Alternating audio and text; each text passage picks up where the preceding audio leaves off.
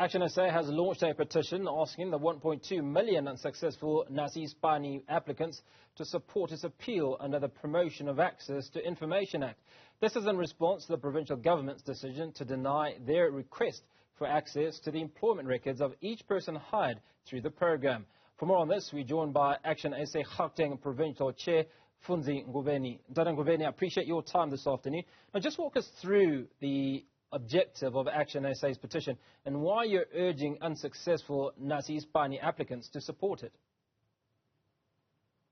Yeah, thank you very much, Hugo, and good afternoon to all your viewers. Look, we have been trying to get these records from the provincial government for the past 2 or 3 months, and we are all the time being blocked and being rejected by the province.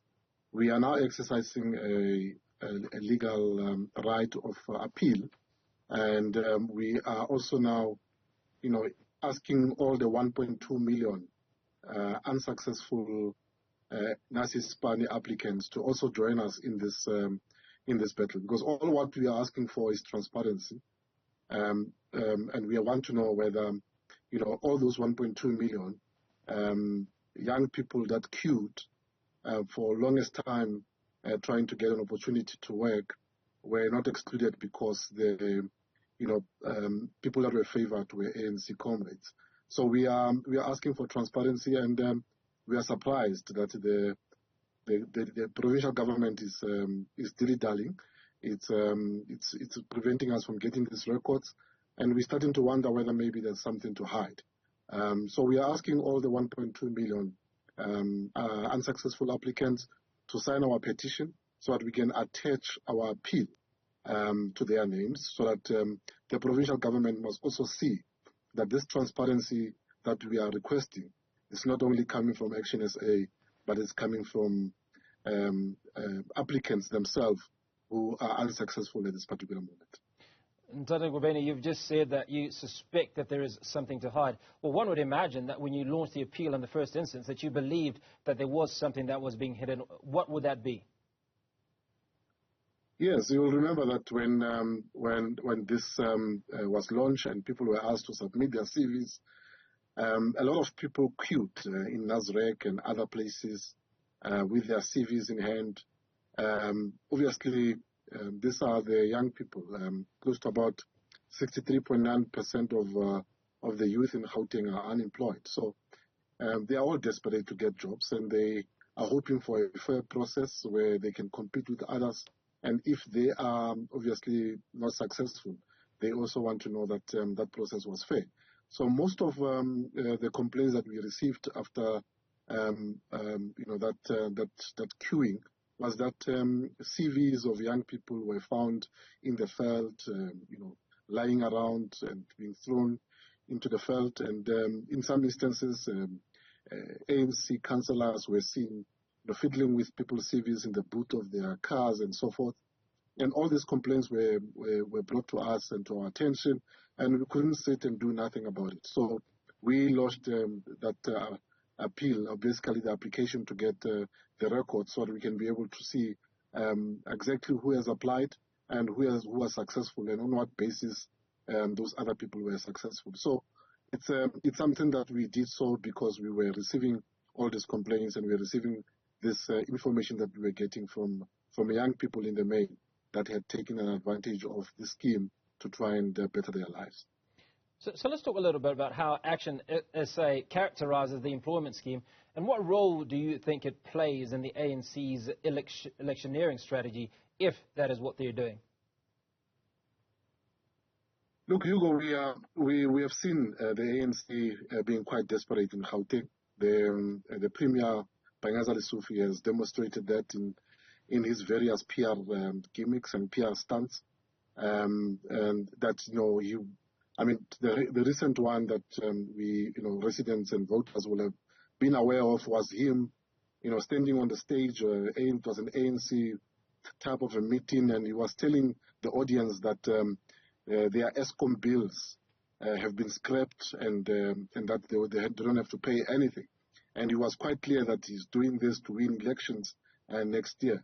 And it turned out later on, ESCOM confirming that that was a lie, and then nothing of that sort has happened. So the Premier and his ANC comrades have seen the opportunity of being in power to use that, to campaign for the 2024 election using state resources to do so. And something that they've done in the past, that in the past they used to give people food parcels, they will use state resources to buy lots of T-shirts and give to residents. This time around, they are also going further, using the plight of our residents. Things like transformers that have blown in township, and people have been living for many, many months without electricity. They've been calling on government, ESCOM and City Power to assist in getting them power, but all failing deaf ears. Suddenly, the Premier is using that plight to give people, these transformers and so forth. So we are saying it's something that the ANC is doing, which is voters and South Africans are aware of, and they are obviously abusing the state resources, but also, tapping on the plight and the desperation of our residents, which have been there for a longest time. And we are saying to our residents that, look, these things are your taxpayers' money. These transformers that they will bring to you, all these jobs that, peace jobs that they will be creating, they are using your resources, they are using your taxpayers. So when they come and give you those transformers, you must accept them. You must ululate like the residents are ululating, and for Panyaza Sufi as he is installing those transformers. But our residents are not fools. They understand that when we get to elections, they will vote for parties that are going to take obviously their plight forward and ensure that we fix South Africa. So our residents are not fools, and they will definitely vote them out come the 2024 elections, because what they are doing now, it's abusing state resources for their own campaigns. Well, in a moment, Dr. Ngobeni, we are going to have a conversation about what you hope to offer the people of Gauteng and South Africa come 2024 elections. But let's focus a little bit on this petition. You're appealing to 1.2 million unsuccessful youth. Just how many signatures are you intending to get? And what would you say are the merits of your appeal? Look, firstly, we are appealing to all the 1.2 million unsuccessful applicants to sign our petition. You'll remember that when that advert went out and people applied, close to about 1.3 million, 1.25 million people applied for those jobs, and all of them were left outside. So we are asking for all of them to sign our petition, so that we can be able to attach that to our appeal application to the Premier's office and the legislature. So we are anticipating that we'll get as many as possible. We're not limited in terms of the signatures. We'll take as many as they come, and we'll submit our application for information for these records with that petition attached to it. And our merit is simply to ask for transparency. We are saying, Hugo, that if the province got nothing to hide, and they've followed all the processes, and they've appointed people on merit, not only because they are ANC members and ANC branch chairpersons, they should be able to give us this information without any hesitation. But so far they are running around, they are stopping us from accessing these records, and that gives us confidence that maybe something is absolutely wrong with this, and that's why we are pushing to get this record. So we will appeal, and if they reject our appeal, we'll then be able to consider other options like going to court. And I think this will expose this program as a gimmick, as a PR stunt, as an ANC campaign, and that will be able to demonstrate to us that this government doesn't really care. But most importantly, we want to register this, that we want to see young people working. We want to see the 63.3% of young people having ability to be able to apply for a job, and whether it's a government job or a private sector job. But we are saying all this thing must be done, with them, with their interest at heart, not with the party trying to gather together votes and exploit their plight with the current unemployment rate that is really very, very high. So that's really our objective, and we hope that we'll get the support of South Africans, and particularly of those that were unsuccessful when they applied for these jobs. Well, you've preempted my next question, which speaks to how ActionSA plans to address the economic challenges and improve the lives of millions of people if you do assume power after the upcoming elections. Absolutely. I mean, we are quite clear in terms of the economic prosperity policy that we have put forward.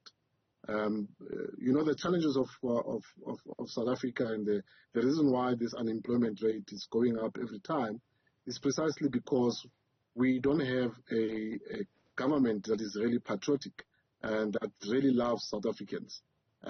We have policies of this ANC government that are really not chasing away investment in this country, that are chasing away businesses and really that is causing a lot of unemployment. We are saying in our economic prosperity that we want to work very closely with the private sector. We want to invite the private sector to come and invest in our country. We want to make sure that the environment is conducive. And what do we mean by creating a conducive environment? We are saying we need to make sure that the rule of law is brought back into the country. That's number one. It's very important for businesses and investors to know that the investment is safe in South Africa.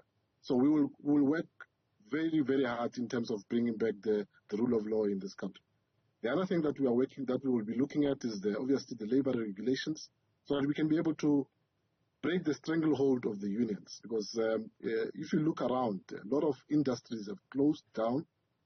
Many of the unskilled labor are left jobless because most of these factories have shut down.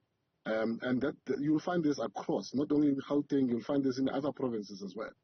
It's important that we must be able to then identify those factories, invite the private sector to come and invest, make sure that we secure the investment, and then hire South Africans in those factories, so that we can be able to get more people who are outside of the labor market to come in. And if we are able to do so, we then being able also to generate more income for the government, so that they can be able then to do other things, like ensuring that the roads are maintained, that we build more infrastructure through their taxes that they'll be paying because now they are working. Those are some of the things that we're going to be putting in place so that we can be able to create more work. Government, yes, it will create few jobs, but I think most of us know that most of the work, it needs to be created by the private sector. And ActionSA is a friend of the private sector. We'll work with SMMEs. We'll make sure that we give them favorable environment. We'll make sure that they get taxes that are lower, so that they can be able to come and invest more in local municipalities that are in Gauteng in particular, and others. So we'll definitely be working with the private sector to ensure that many of our people get to be absorbed into the labor market. Tata Ngobeni, you've touched on a number of issues that are bedeviling South Africans at the moment. One of those is unemployment, but the one thing you haven't touched on is crime and corruption. And according to analysts, this contributes to massive challenges, certainly where foreign direct investment is concerned, because South Africa is one of the crime capitals of the world. How do you intend to deal with issues of crime and corruption should you be voted into office? Look, one of the things that we always highlight is the fact that we need to bring ethical leadership into the public sector. I think corruption will be defeated firstly by ensuring that we have leaders who are ethical, that will be able to ensure that they guard the resources of government from corruption. That's the first thing that we need to do. But most importantly, we need to bring the public service. It must be we must make sure that the public service is professionalized. that officials that are brought into the city that will be responsible for delivering services, that will be responsible for ensuring that those tenders that are being awarded are awarded in a fair and transparent manner, are people of integrity. That's one thing that we need to make sure. We need to change the culture in the public service and ensure that we declare corruption as public enemy number one. Those are things that we need to do. We need to introduce the scorpions. We need to make sure that we establish special courts that will deal with corruption.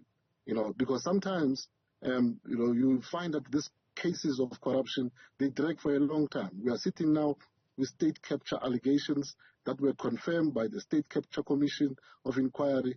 Many of them are not being dealt with and are still sitting in court and so forth. If we establish specialized courts that will deal with these matters, then we'll be able to see the culture of corruption ending, because people will see that there's consequences if you do the wrong things. So those are things that we need to do. We need to make sure that we bring back specialized department in the SAPS that will deal with gender-based violence, among other things, that will ensure that people that are dealing with drugs, for example, are being arrested, and at the end of the day, all these people that are arrested and taken through the justice system, we need to see them suffering in jail. We can't have a situation where people get arrested and they get bail 2 years down the line and so forth. We need to make sure that when someone is arrested and is given life, that life sentence must be a life sentence. It must not be, after 3 years they get parole and so forth. And we need to change this culture of saying we're taking people for correctional services. Let it be prison. People, when they go to jail, they must know that they are going to prison and they are going to work for society and not enjoy the benefits that other South Africans are enjoying outside. So those are things that we need to do. And as ActionSA, we are committed on making sure that all those things are implemented in South Africa once we take power next year. Well, I appreciate the conversation, Dr. Funzi Ngobeni.